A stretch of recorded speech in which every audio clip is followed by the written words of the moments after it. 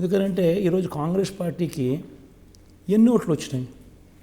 Congress party ఈరోజు రాష్ట్రంలో లేదు.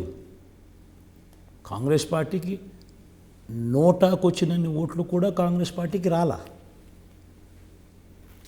రాష్ట్రాన్ని విడగొట్టిన కాంగ్రెస్ పార్టీ, రాజశేఖర రెడ్డి గారిని ఛార్జ్షీట్లో పెట్టిన కాంగ్రెస్ పార్టీ, జగన్ను అంటే వాళ్ళ అన్నను 16 నెలలు జైల్లో పెట్టిన పార్టీ, నా కేసులో petitioners Congress MLAs, Telugu Desam party leaders.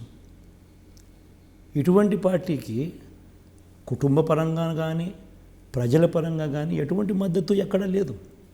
నోటాకు వచ్చినన్ని ఓట్లు కూడా రాని ఈ పార్టీని ఈమెను అక్కడ పెట్టి రేవంత్ రెడ్డి ద్వారా కాంగ్రెస్ పార్టీని రిమోట్ కంట్రోల్గా ఆపరేట్ చేస్తూ, నా చెల్లెనే అక్కడ పెట్టి నాకు సోకాల్డ్ ఓట్స్ అని చెప్పి వీళ్ళంతకు వీళ్ళే ఊహించుకొని నా ఓట్ బ్యాంకుని స్ప్లిట్ చేయాలని, స్ప్లిట్ చేసినందువల్ల వాళ్ళకు అది అడ్వాంటేజ్ వస్తుందని ఒక కుట్ర కోణంతో ఆలోచన చేసి ఈమెకు తర్వాత ఏదో అదే రేవంత్ రెడ్డితోనో అదే కాంగ్రెస్ పార్టీతో తర్వాత నీకేదో రాజ్యసభ ఇప్పిస్తామనో ఇంకోటి ఇప్పిస్తామో రకరకాల ఆశలు పెట్టి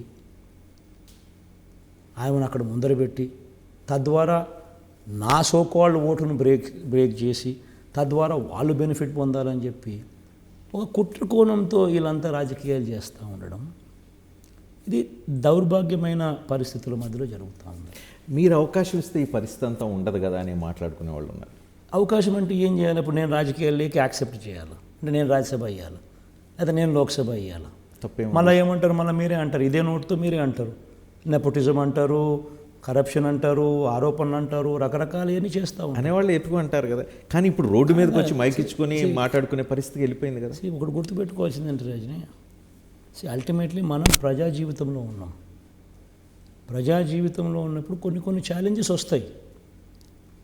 బట్ మనం తీసుకున్న ప్రిన్సిపల్స్ ఏదైతే ఉన్నాయో, మనం తీసుకున్న లైన్ ఏదైతే ఉంటుందో అది క్యారెక్టర్ డిఫైన్ చేస్తుంది.